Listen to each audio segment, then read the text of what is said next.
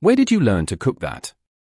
The question didn't come out loud at first. It sat in Ethan Cole's throat like a stone, heavy and unwelcome, as the taste settled across his tongue and refused to leave. The kind of taste a man carries for years without realizing it never truly fades. The kind tied to a voice long gone and a kitchen that hadn't been warm in over a decade. And for a moment he just stood there inside the dim cabin, boots still dusty from the trail, hat casting a shadow over eyes that had seen too many quiet nights and not enough answers, staring at the plate like it might speak back if he gave it time, the smell rising slow from the cast iron skillet still resting on the stove, butter, cornmeal, a hint of sage, no, not just a hint, the exact measure, the same balance, the same impossible precision that no one should have known how to recreate, not out here, not now, not after all these years, and certainly not her.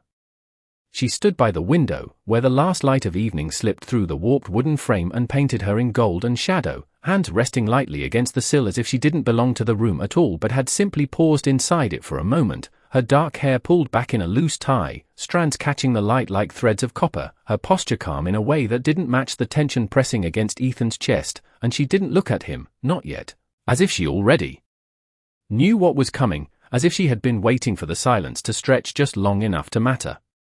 He took another bite, slower this time, as though testing the world itself, and the memory came sharper, clearer. A small kitchen no bigger than this one, a woman's hands guiding his when he was barely tall enough to see over the counter, her voice low and steady, telling him to trust the smell, not the clock, to feel when it was right, not to rush something meant to be shared, and Ethan swallowed hard, because that voice had been gone for 12 years, buried beneath a stretch of land that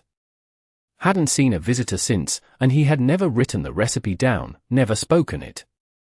out loud, never offered it to anyone, not even once, like it was something sacred that would break if it left his own memory, and yet here it was, alive again, sitting on a plate in front of him like it had never disappeared at all. The wind outside brushed against the cabin walls, low and constant, carrying dust across the plains in long quiet lines, and somewhere a loose hinge tapped softly, steady as a heartbeat, but inside the room the air had changed, thickened, like the moment before a storm that never shows itself, and Ethan finally set the fork down, the metal sound sharper than it should have been, his hand lingering near the plate as if he could anchor himself there, keep everything from shifting too far too fast. "You didn't ask," he said, his voice rough from disuse more than anger, though there was something beneath it now, something tighter, coiled. "Didn't ask what to make. Didn't ask how."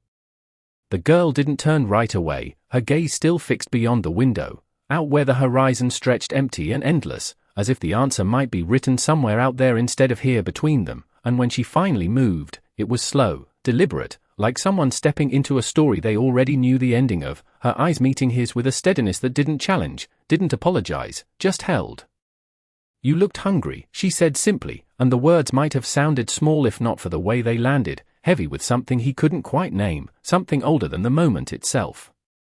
Ethan let out a short breath, almost a laugh but not quite, and shook his head once, sharp, because that wasn't an answer, not even close, and the room seemed to shrink around them, the distance between the table and the window suddenly too narrow for the weight of what sat between them. "That ain't something you guess," he said, quieter now, but harder, each word placed carefully like stones in a line. "That's not just food." His eyes flicked to the skillet again, then back to her, searching, measuring, trying to find the place where this made sense, where it stopped being impossible and started being real, but there was nothing in her face that gave him that, nothing that explained how a stranger who had walked up to his door just hours ago, dust on her boots and silence in her wake, could stand here now holding a piece of his past like it belonged to her. Outside, the light dipped lower, turning the edges of the world into shadow, and inside, the last warmth of the day clung to the wood and iron and the quiet between two people who were no longer strangers, not after this, not after a single meal had reached back through 12 years and set something into motion that neither of them could stop. Ethan leaned back slightly, the chair creaking under his weight, his hand resting on the table now, fingers spread as if steadying himself against something unseen, and when he spoke again, the question finally broke free, sharper than before, cutting through the stillness without hesitation. "Where did you learn that recipe?"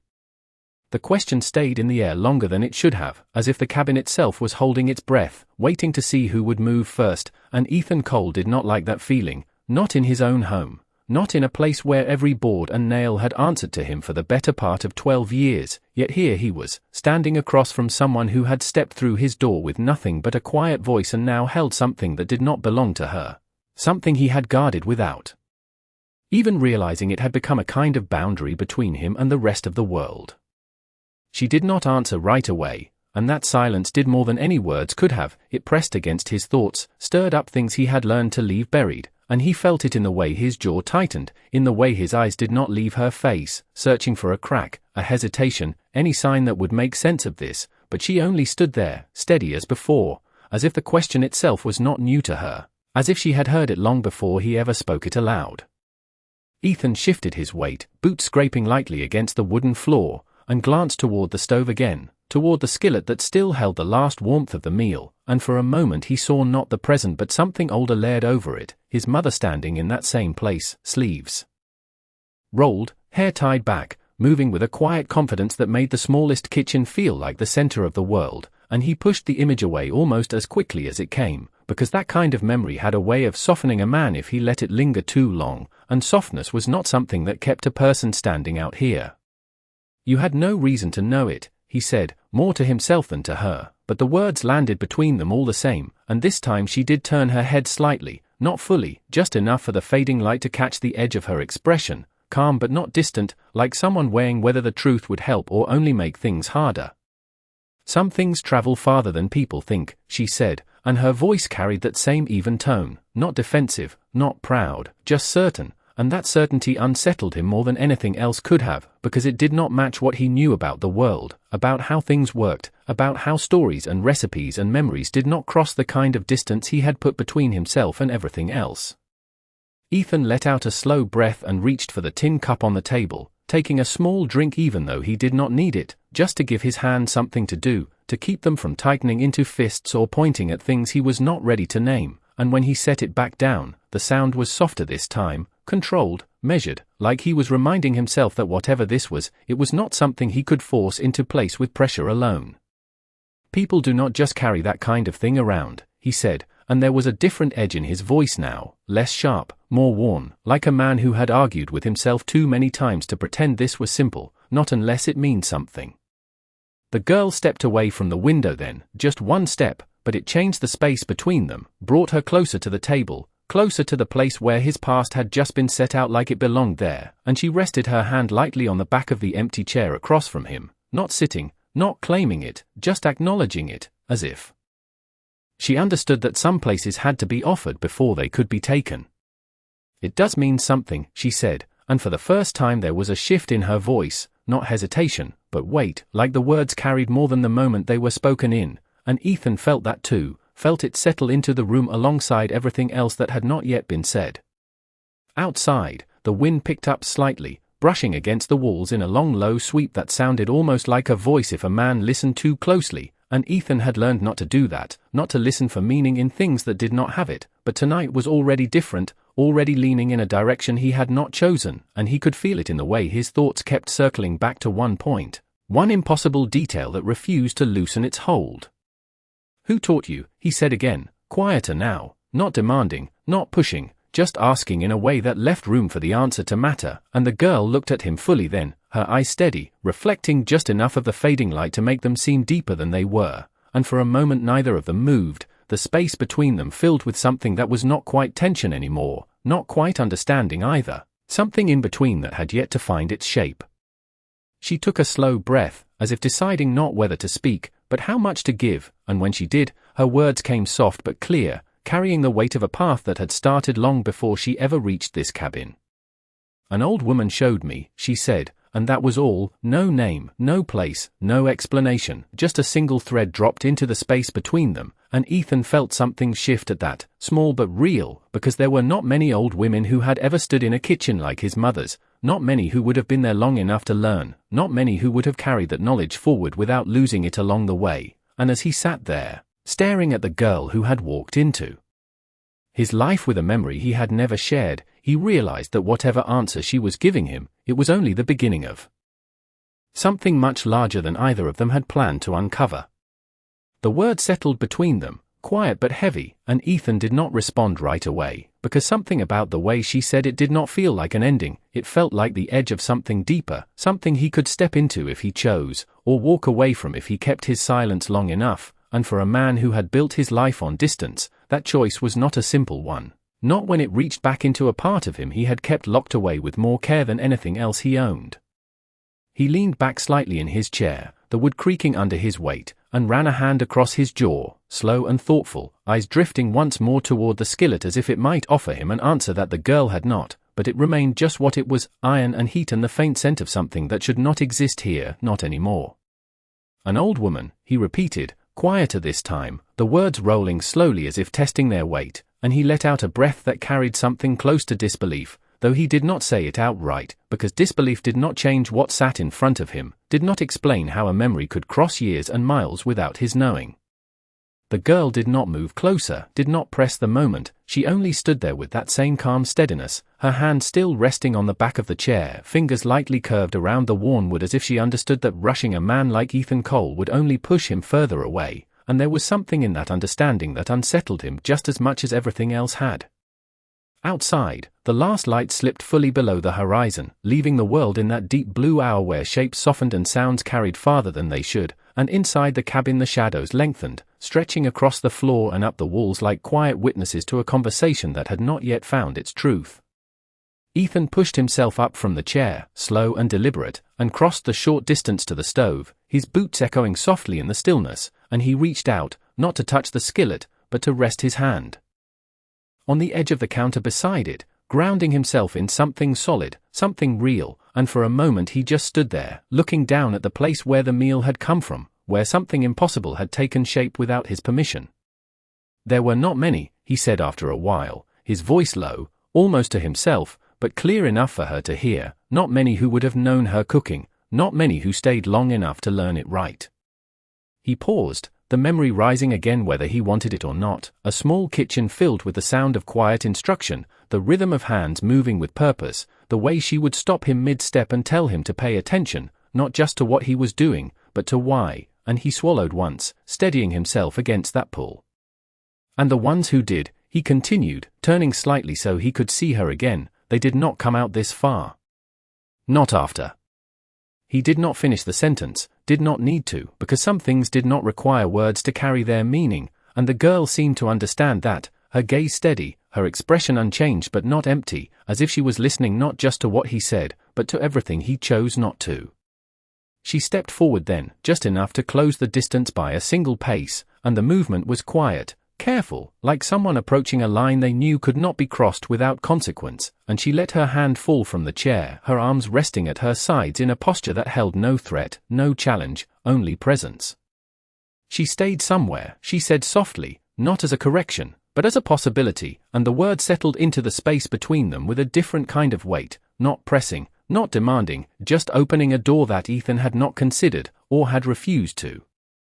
He frowned slightly, not in anger, but in thought, and shook his head once, slow, because that did not fit with what he knew, with what he had told himself over the years to make sense of her absence, to place it somewhere distant and final where it could not reach him again. No, he said, though there was less certainty in it than before, she would have told me. The girl did not argue, did not push back against that belief, she only watched him, her eyes steady and patient, as if she understood that some truths had to be uncovered piece by piece, not handed over all at once, and that patience did something unexpected inside him. It did not frustrate him, it did not make him defensive, it made him uneasy in a different way, like he was being given time he did not know how to use.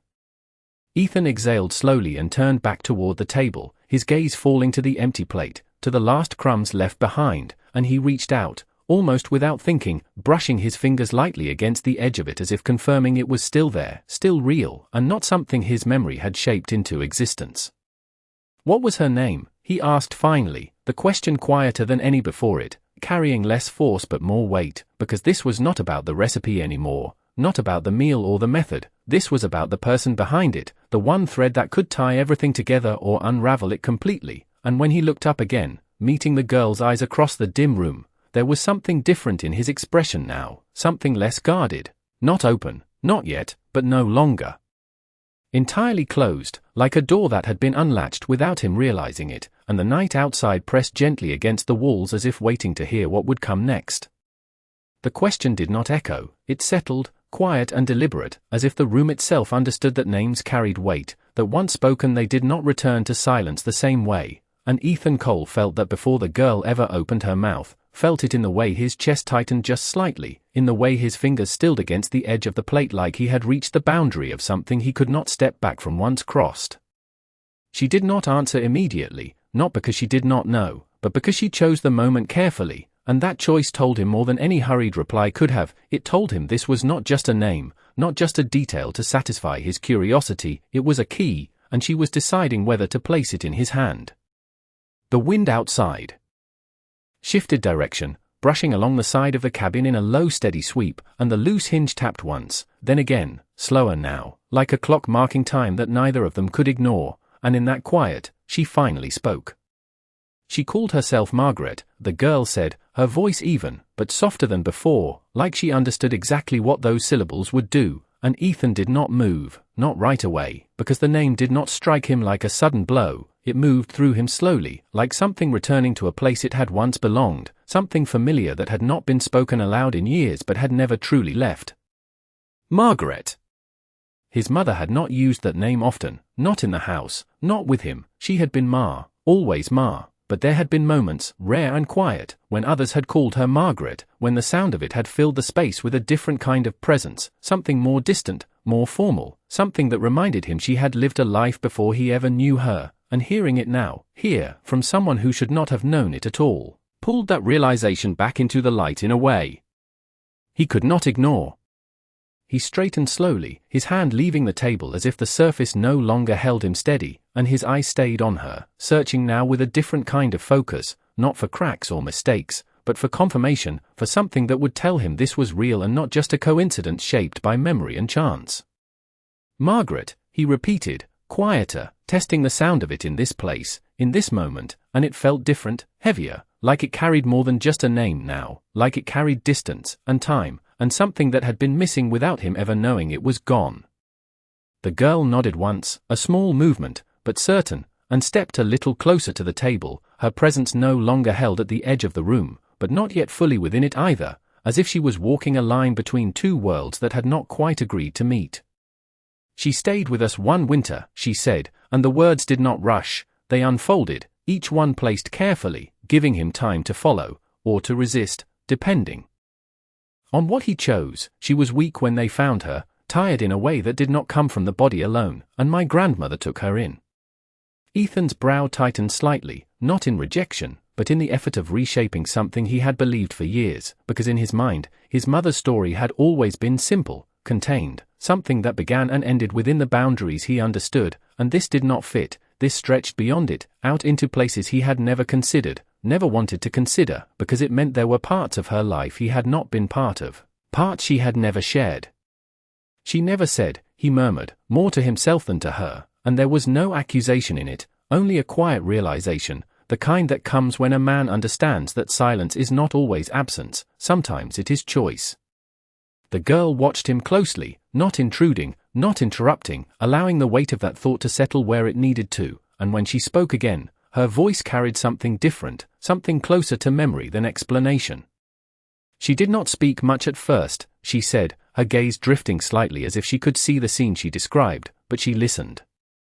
She watched how we cooked, how we used what we had, and after a while, she began to share her own ways, small things at first, then more, until the meals we made were not just ours, not just hers, but something in between.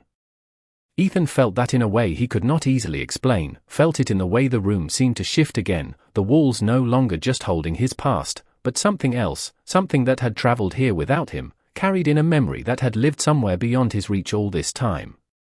That dish, the girl continued, her eyes returning to him, steady and clear, she said it was for someone who did not like to talk much, someone who needed to be reminded to eat, not just to work. Ethan's breath caught just slightly, not enough to be seen, but enough to be felt, because that was not something anyone would guess, not something that could be pieced together from observation alone, that was something known, something remembered, and the silence that followed was no longer empty, it was full, filled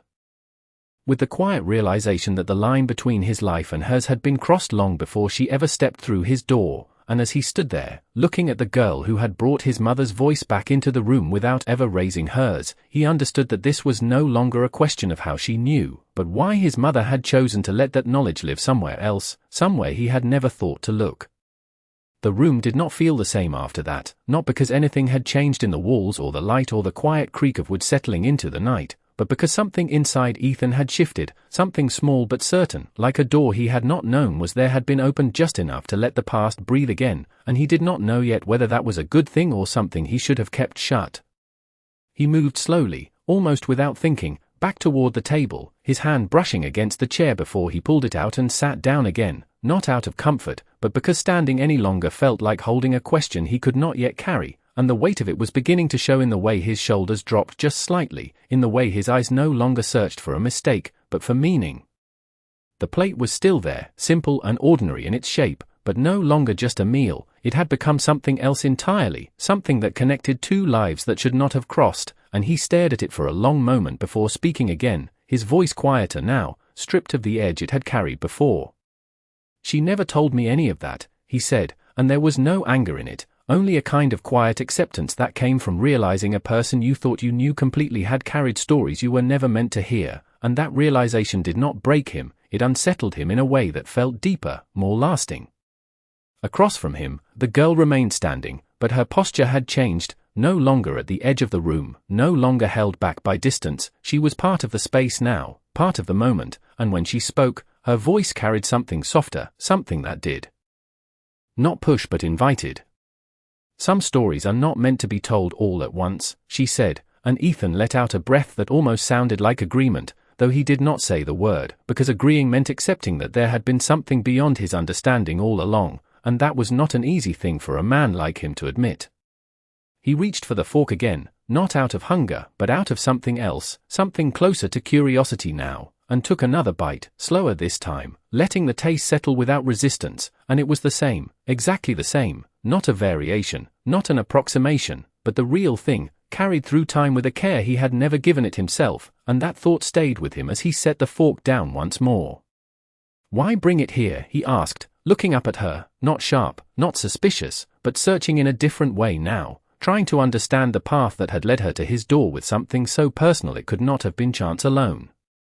The girl did not hesitate this time, and that alone told him she had been waiting for that question, that she had come here with a reason that went beyond a place to rest or a meal to share. "Because she asked me to," she said, and the words landed with a quiet certainty that made the room feel smaller for a moment, as if everything else had stepped back to make space for what had just been placed between them. Ethan blinked once, slowly, the meaning of that simple sentence unfolding in his mind in ways he could not immediately contain, because asking implied intention, and intention implied a future that his mother had seen, or at least hoped for, and that was not something he had ever considered, not in all the years since she had been gone. "Asked you," he repeated, his voice lower now, almost cautious, as if speaking too loudly might disturb something fragile that had just begun to take shape. The girl nodded, her gaze steady, her presence calm in a way that no longer felt unfamiliar, but grounded, like she had always known this moment would come, even if he had not. "She said there would be a man who stayed too long in one place," she continued, her words measured, each one carrying a piece of something older than either of them, a man who worked more than he spoke, who forgot that food could be more than fuel, and that one day, if I found him, I should cook this for him, and not tell him how I learned it until he asked the right question. Ethan sat very still after that, not because he was frozen, but because moving felt unnecessary. Everything that mattered was already happening, already unfolding in a way he could not stop, and for the first time since she had arrived, he did not feel the need to question her, did not feel the urge to push or doubt or measure her words against his own understanding, because something in them had reached a place inside him that did not rely on proof. Outside, the night had fully settled over the land, the sky stretching wide and dark above the plains, and inside the cabin, the small space held a quiet that was no longer empty, no longer uncertain. It was full of something steady, something that did not demand to be named, and Ethan realized, as he sat there with the taste of a memory still lingering and the sound of his mother's voice echoing faintly in his mind, that whatever distance he had placed between himself and the rest of the world, It had not been as complete as he believed. Something had crossed it, something had been carried through it, and now it stood in front of him, waiting not for permission, but for understanding. The words did not fade when she finished speaking, they remained, steady and present, like something that had been waiting for years to be heard and had finally found the right moment, and Ethan Cole sat there with his hands resting on the table, not gripping, not tense, just still, as if he understood that moving too quickly might disturb what had just settled into place. He had spent years believing his life had narrowed down to the land outside, the work in his hands, the silence he chose over everything else, and now he was faced with the quiet realization that someone else had seen beyond that, had known the shape of his days before he ever lived them, and that thought did not sit easily, but it did not feel wrong either. He leaned back slightly, his eyes drifting past the girl for a moment, toward the far wall where a single shelf held the few things he had never packed away, items too small to matter to anyone else but too tied to memory to be thrown out, and something about that space drew him now, not with urgency, but with a slow, steady pull that he did not resist. He stood again, this time without hesitation, and crossed the room in measured steps, each one deliberate, as if he was following a path he had not known existed until now, and when he reached the shelf, his hand hovered there for a moment before he picked up a small object that had not been touched in years. It was simple, worn from time and handling, a narrow strip of cloth tied into a loose knot, faded in places where fingers had once traced it absent-mindedly, and he held it for a second before turning it over in his palm, the texture familiar in a way that did not need explanation. Behind him, the girl watched without speaking, her presence quiet but attentive, as if she recognized what he had found before he ever showed it. Ethan turned back slowly, the cloth resting in his hand, and held it out just enough for her to see without fully offering it, not yet, and his voice, when he spoke, carried a different tone than before, less guarded, more certain, like a man who had begun to understand that the answers he was looking for might already be within reach. "She used to tie this around the handle of the pan," he said, his eyes moving between the cloth and the girl, measuring her reaction, said it kept the heat from biting too hard. The girl stepped closer, just one pace, her gaze dropping to the cloth, and for the first time since she had arrived, something shifted in her expression, not surprise, but recognition, quiet and undeniable, like seeing a face from a story told long ago. "My grandmother kept one like that," she said softly, her voice carrying a note of memory that matched his own. She said it came from a woman who stayed through the cold season, a woman who would not sit still even when she should have been resting. Ethan let out a breath that was almost a laugh, though it held more weight than humor, because that sounded like her, sounded exactly like the woman he remembered, stubborn in a way that made sense only when you saw what it was protecting, and he looked down at the cloth again, seeing it now not just as an object, but as something that had traveled, something that had been carried from one place to another without him ever knowing. "She kept working," he said quietly, more to himself than to her, even when she did not have to. The girl nodded slightly, her eyes still on the cloth, and there was something in that shared understanding that did not need to be spoken aloud, something that bridged the distance between their lives without effort. Ethan lowered his hand slowly, but he did not put the cloth back, not yet. Instead he held it there, between them, as if it had become a point of connection neither of them wanted to lose.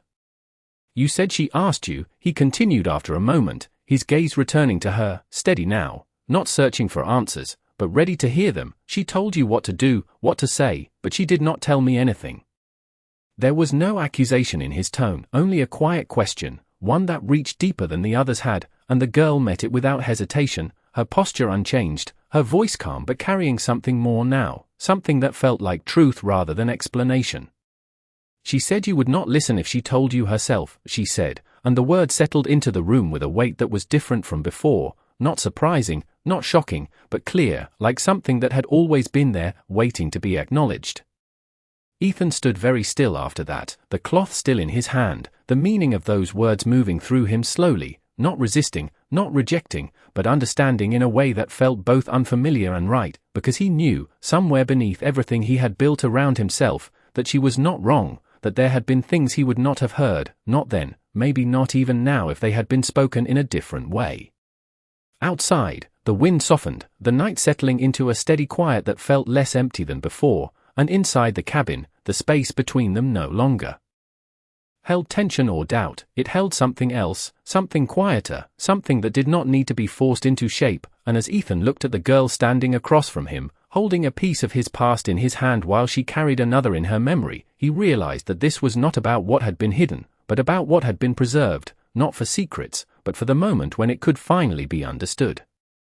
The words did not argue with him, they settled somewhere deeper, somewhere that did not need defense, and Ethan Cole stood there with the strip of cloth still in his hand, feeling something loosen inside his chest in a way that did not feel like weakness, but like release, like a knot that had been tied too long finally giving way without force. He lowered his hand slowly and set the cloth on the table beside the plate, not returning it to the shelf, not yet, as if it had earned a place in the present, not just the past, and he looked at it for a moment before lifting his gaze back to the girl, his eyes no longer searching for proof, but for something else, something closer to understanding. "What else did she say?" he asked, and the question came without sharpness, without pressure, just a quiet opening, and that alone changed the room, changed the space between them, because it was the first time he had asked not to challenge, but to listen.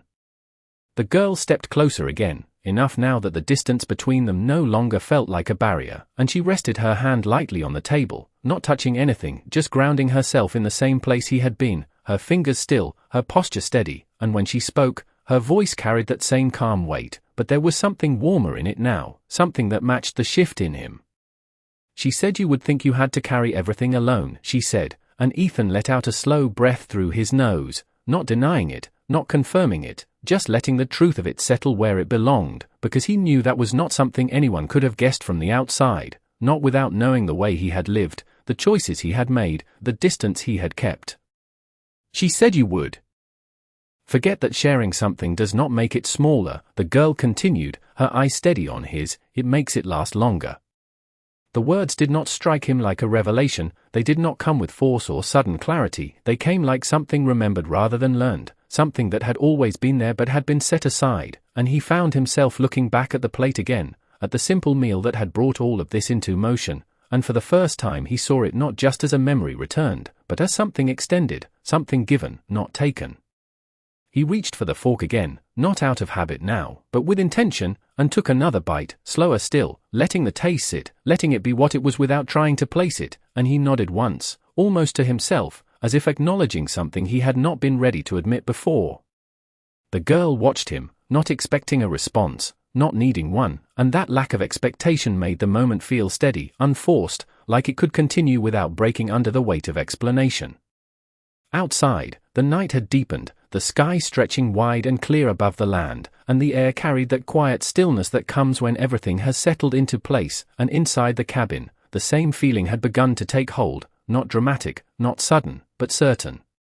Ethan set the fork down again and leaned back slightly, his hands resting on the table, no longer gripping, no longer holding anything back, and he studied the girl for a moment, not as a stranger now, not as a question, but as someone who had carried something important to him without ever asking for anything in return. "You walked a long way to bring that here," he said, and it was not a question, just an acknowledgement, and she gave a small nod, her expression unchanged, but her eyes holding something that suggested the distance had not been measured in miles alone. "Some things are worth the distance," she replied, and the simplicity of it matched the truth of it, and Ethan found that he did not need more than that, did not need to know every step she had taken, every path she had followed, because what mattered was already here, already in front of him. He reached for the cloth again, picking it up with a slower, more careful motion this time, and after a brief pause, he placed it beside the plate, not as a relic, not as something separate, but as part of the same moment, the same connection, and he looked at both of them together, the food and the fabric, the present and the past meeting without conflict, without force. "She knew I would not listen," he said quietly, not as a complaint, but as a realization finally spoken aloud, and the girl did not answer that, did not need to, because the truth of it was already clear between them, and instead, she did something small, something simple, she pulled the empty chair out just a few inches, not sitting, not inviting herself, just leaving the possibility there.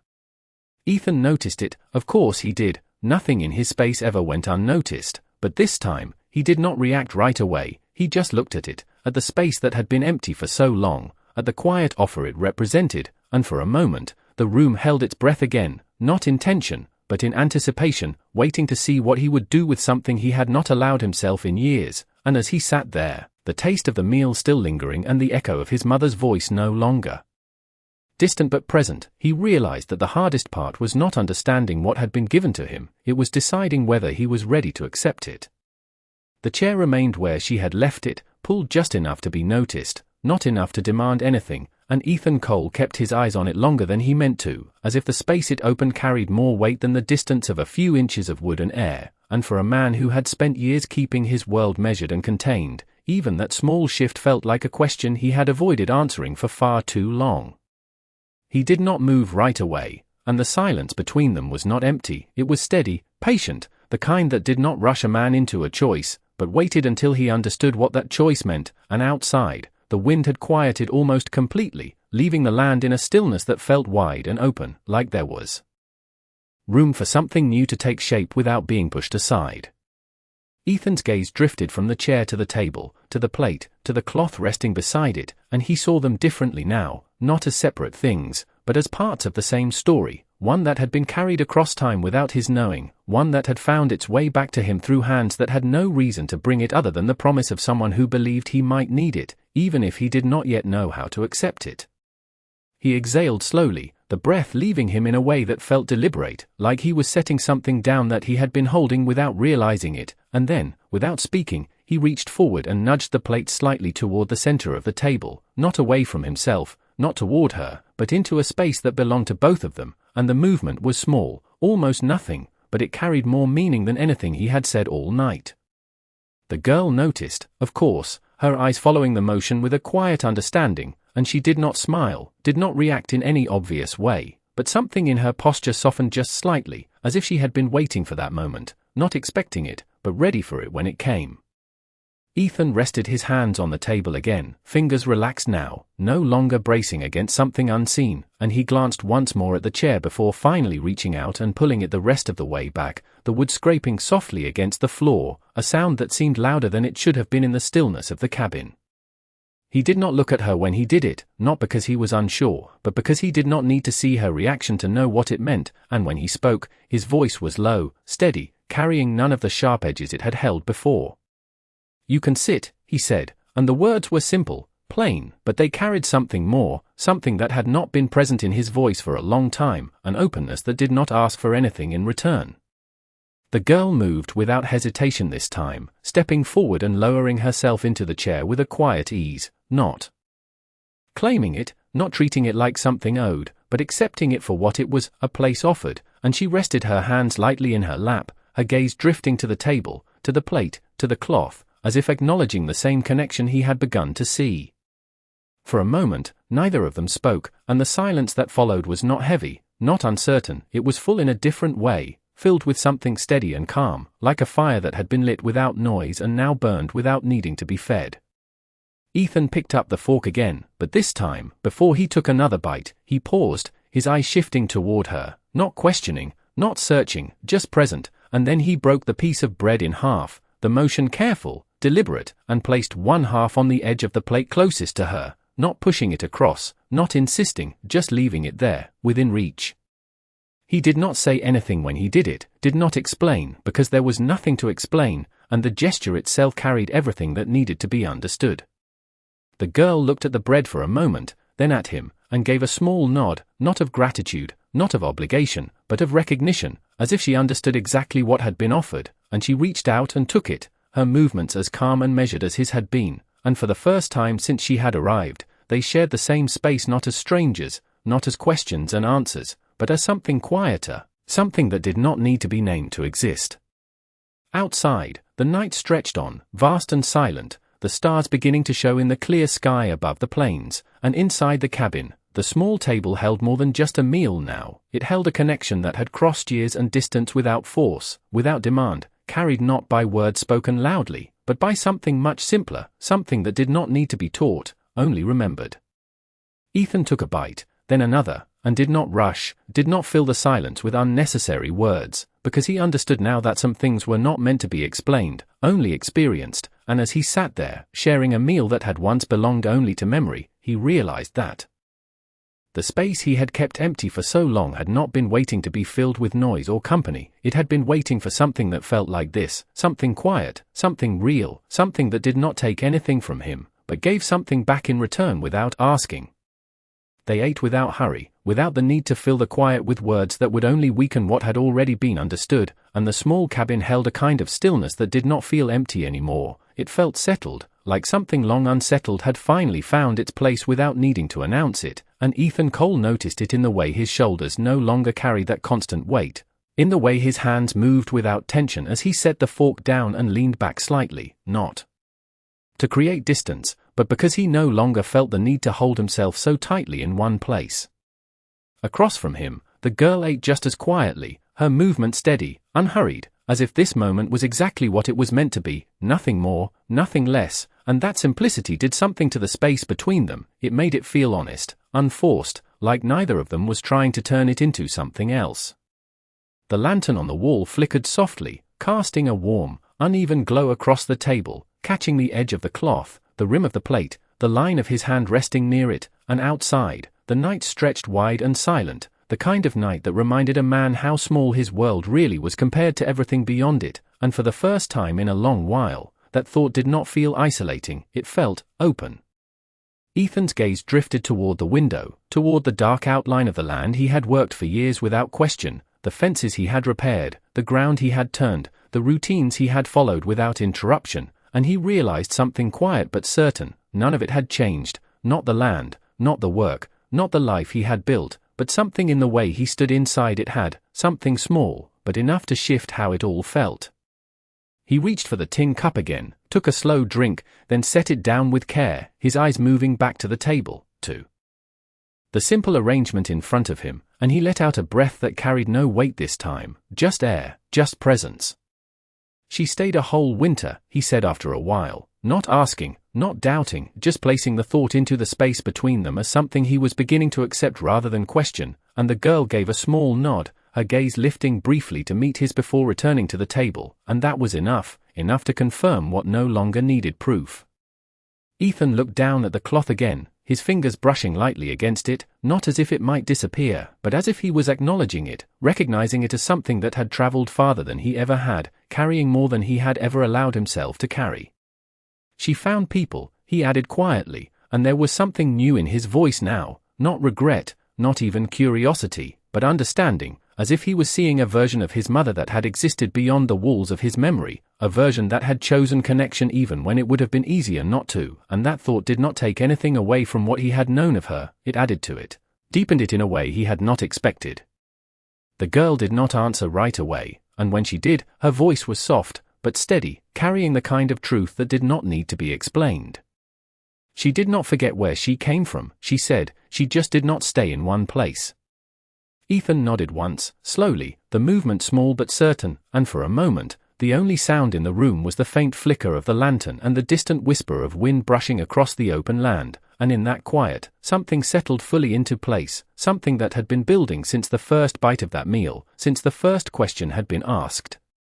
He reached forward then, not for the fork, not for the cup, but for the cloth, and after a brief pause, he folded it carefully, the motion deliberate, respectful, and placed it back on the shelf where it had been before, but not in the same way, not tucked away, not forgotten, but set where it could be seen, where it could remain part of the room instead of something hidden within it. When he turned back, his gaze met hers again, and there was no question left in it, no doubt, just a quiet recognition of what had passed between them, and he gave a small nod, not formal, not ceremonial, just a simple acknowledgement that did not need words to carry its meaning. The girl rose from her chair after a moment, not abruptly, not as if leaving, but as if the moment had reached its natural end, and she stepped back slightly, giving the space room to breathe again, but not taking anything away from it, and Ethan did not stop her, did not ask her to stay, did not need to, because what had been brought here had already done what it was meant to do. He remained seated, his hands resting on the table, his eyes drifting once more toward the plate, now empty, and then toward the shelf where the cloth lay, and finally toward the open window where the night stretched out without end, and he sat there for a while longer, not thinking, not questioning, just being, in a way that felt different from all the years before. Outside, the wind picked up again, gentle this time, moving across the land in long, quiet lines, and inside the cabin, the air carried the faint scent of a meal that had done more than feed a man. It had reminded him of something he had almost forgotten, not through words, not through force, but through something simpler, something quieter, something that did not need to be explained to be understood. And as Ethan Cole finally leaned back and let the silence settle around him, it was no longer the kind of silence that kept the world out, it was the kind that made room for it to return, one small piece at a time.